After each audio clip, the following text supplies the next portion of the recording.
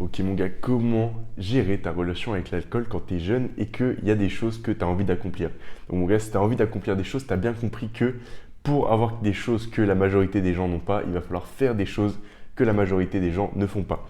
Donc voilà mon gars, avant tout, bienvenue dans ce nouvel épisode de 800 filtres, le podcast où j'améliore mon éloquence de manière utile parce qu'en même temps je balance des histoires, des points de vue, des conseils. Et voilà, aujourd'hui, comme je t'ai dit, on va parler de l'alcool et de comment gérer ça dans ta jeunesse. Pourquoi? Parce que tout simplement, mon gars, l'alcool, c'est l'addiction la plus mainstream. Pourquoi? Parce que gros, surtout si tu es jeune, que tu es au lycée ou alors même après que tu es en études sup et tout, c'est vraiment un truc qui va t'être proposé tout le temps. Tout le temps, ça va aller dans des bars. Tout le temps, aux soirées maison, mon gars, va y en avoir et ça va être un petit peu glorifié de se bourrer la gueule, tu vois. Le mec qui prend le plus, qui boit le plus, le plus gros buveur, c'est un truc qui est glorifié. Un peu plus tard, tu vois, quand tu vieillis et que tu restes pareil, tu deviens juste un putain d'alcoolique. Mais quand t'es jeune, c'est stylé, tu vois. C'est stylé et tout. Et au contraire, quand tu vois pas, quand t'es jeune, tu peux vite être catégorisé de mec chiant, tu vois. Et du coup, c'est un truc qui arrive. Moi, frérot, je suis en école de commerce, donc tu te doutes bien, ça boit, ça boit. Et même moi, avant, je buvais pas mal, tu vois. Et sauf qu'en fait, quand c'est répété plusieurs fois dans la semaine et qu'au final, tu te retrouves à boire un petit peu. Tu sais, genre, parfois, tu en arrives à des stades où tu bois pour devenir plus sociable, pour avoir plus confiance en toi, pour, je sais pas, ressentir un truc de positif dans ta vie morose de merde où tu es en dépression. Là, c'est que ça devient un petit peu grave. Et donc, en gros, je me suis un petit peu fait ces remarques-là et je me suis dit, bon, frérot, à un moment, il faudrait peut-être arrêter. J'ai des objectifs dans ma vie, j'ai des trucs comme ça. Et est-ce que finalement, arrêter l'alcool, ça serait pas un avantage que je pourrais avoir sur les autres? Donc on va voir mon gars, c'est quoi la strat la plus optimisée pour profiter de sa jeunesse entre guillemets. Donc ici en particulier avec l'alcool. Donc mon gars, la strat que font la plupart des gens, c'est quoi? Enfin en fait les gens finalement qui n'ont pas de strat, c'est ils se prennent une énorme mine et après ils disent ah non c'est bon je bois plus, mais en fait dès qu'ils ressortent à un bar, dès la prochaine occasion, ils boivent. Moindre bar dans la semaine, moindre occasion. Jeudi soir, tu connais les jeudis soirs, les gens boivent, etc. Donc toutes les semaines, ça finit par boire plusieurs jours par semaine, etc. Que ce soit en grosse quantité ou pas, ça peut être, je sais pas, une ou deux pintes, ça peut être un peu plus, et même les soirées maison, tout ça, où l'alcool est un peu limité. Là, mon gars, ça finit par devenir vraiment pas mal de quantité, tu vois, jusqu'à vomir et tout. Donc voilà, ça c'est un petit peu le schéma que reproduit chaque personne. Et en fait, au final, tu te rends pas compte, mais tu vas avoir plein de désavantages comme des pertes de temps de ouf. Peut-être que tu vas sécher des cours à cause de tes cuites que tu vas te prendre. Tu vas te sentir plus fatigué, tu vas avoir des gueules de bois. Et au final, tu vas juste développer cette addiction-là. Donc alors voilà. Et moi, ma strat, mon gars, pour profiter de la jeunesse, c'est un truc que pas mal de gens font. Je sais pas, je vais pas dire que c'est moi qui ai inventé parce que vas-y, je suis pas un trou de balle.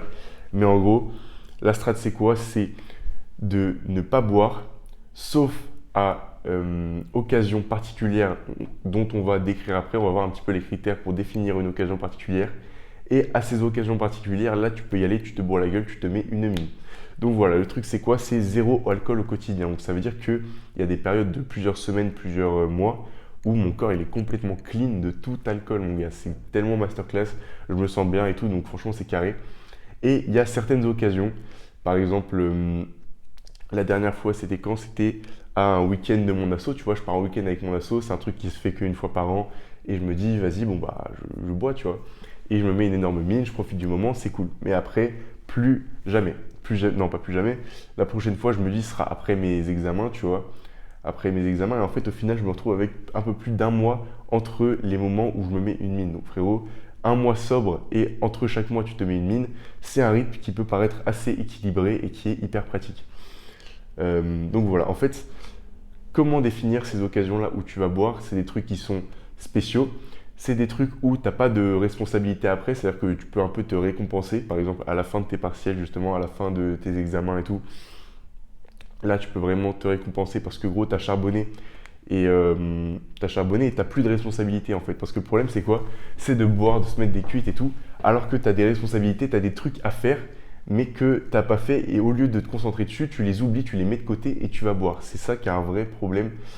Ouais, c'est ça. Par exemple, imagine, tu as un gros devoir à rendre, tu as un gros examen à réviser et tu sors quand même boire. Donc, en gros, tu vas juste diminuer peut-être de 5 à 5% ta capacité de réflexion pour la période de temps où tu devras réviser plus tu vas perdre du temps parce que le lendemain matin, en gros, tu seras peut-être pas apte à réviser, tu vas te lever plus tard, tu vas sortir plus tard, etc. Tu arriveras moins à te concentrer, bref, tout ce genre de trucs-là.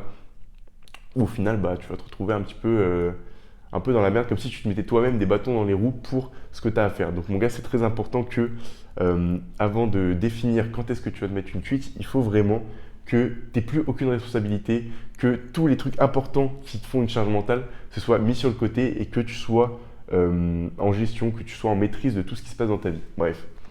Ensuite, donc voilà, je t'ai parlé de cette stratégie qui est optimisée. Donc pour te résumer, c'est longue période où tu bois pas et courte période où tu te mets des énormes races parce que voilà, en fait, c'est tellement mieux de se mettre des énormes races sur une période parce que tu sais, tu vas avoir le plein potentiel de fun de l'alcool. Alors que si jamais tu fais sur une longue période où tu bois un petit peu, et ben au final, tu vas pas avoir le potentiel de fun de l'alcool. Par exemple, si tu prends 2 pintes par soirée, 3 fois par semaine, tu vois, bah c'est chiant parce que tu vas pas avoir des effets de ouf et les effets sur ta santé, ils vont être plutôt conséquents, tu vois. Donc le retour sur investissement est pas ouf. Alors que gros, quand tu fais grosse période sans boire et petite période où tu te mets des cuites, le retour sur investissement, il est énorme. Et au final, après, tu auras toute cette période-là pour investir sur toi. Donc c'est vraiment super. Attendez, je bois 2 secondes parce que voilà. Donc en gros, quel résultat ça va t'apporter? Ça va t'apporter, déjà si jamais tu as des objectifs sportifs, que ce soit un combat en sport de combat, une prise de masse, ça c'est un truc que j'ai fait il y a quelques temps. Attendez, vous pouvez en attester quand même. Ouais, bref. Et donc en fait, être sur cette méthode-là d'alcool, ça va vraiment t'aider à avoir un système de santé qui est vraiment stable et efficace et ça va vraiment te booster pour tous les trucs sportifs que tu vas entreprendre en fait, que ce soit ton cardio, ta faculté à prendre de la masse, parce que je sais pas si tu connais, si tu es au courant mon gars, mais pour prendre de la masse, il faut avoir un taux de testostérone assez élevé. Sauf que le problème, c'est quoi? C'est que quand tu bois de ouf, quand tu as n'importe quelle addiction, en fait, ça va baisser ton taux de testostérone en général. Et surtout, l'alcool, ça a un effet assez fort là-dessus. Les autres résultats, mon gars, c'est les études, parce que comme je t'ai dit tout à l'heure, tu auras moins de temps pour réviser, ça va affecter un peu tes capacités mentales, et tu vas me dire, ouais, mais non, mais c'est rien, ça va pas du tout, ça va affecter un tout petit peu, mais en fait, gros, est-ce que tu veux vraiment continuer à vivre, à faire tes études et tout, en te mettant en pleine conscience, tu vois, en te mettant 5% de capacité mentale en moins, tu vois. Tu as juste l'air d'un gogolemon quand tu fais ça, tu vois. C'est ça, donc ensuite tu gagnes du temps parce que gros, boire c'est sortir tard, c'est être en gueule de bois le lendemain, donc pas pouvoir taffer, avoir un moins bon sommeil, etc. Donc au final, tu auras une moins bonne énergie et efficacité pour taffer après. Et je vais rien t'apprendre, mais moi je suis pas médecin, mais globalement tu sais que sur le long terme c'est mauvais pour ta santé. Donc voilà mon gars, ça va te donner un vrai avantage sur les autres et ça c'est carrément incroyable. Parce qu'au final, mon gars, si tu es ambitieux et que tu vois un petit peu la vie des autres et tu te dis putain, mais moi j'ai pas envie de finir comme ça, tu vois, j'ai des ambitions que pas beaucoup de gens de la moyenne ont, et ben, au final, gros, pour l'atteindre ça, tu vas devoir charbonner plus que les autres, mettre des efforts là où les autres n'en mettent pas. Et voilà. Là, je fais une petite parenthèse aussi sur le looks maxing. Si tu connais, tu es vraiment un gros puant, mais si tu connais pas, en gros, c'est comment améliorer et devenir plus beau automatiquement. Avoir un mode de vie sain, tu vas devenir plus beau automatiquement. C'est un des meilleurs moyens de faire du looks maxing. Alors que, tu sais, le bail de plonger sa tête dans un bac de glaçons, je sais pas quoi, c'est des trucs vraiment futiles.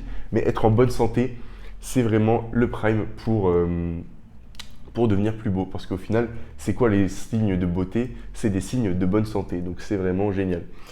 Aussi, ne deviens pas un fils de pute condescendant. C'est ce que j'ai marqué sur mon petit script, mais en gros, quand tu vas commencer à moins boire et tout, tu sais, les gens ils vont te proposer de boire, toi tu vas leur dire non, non, non, c'est ça, comme ça que je bois, etc. Là, je ne bois pas jusqu'à telle date.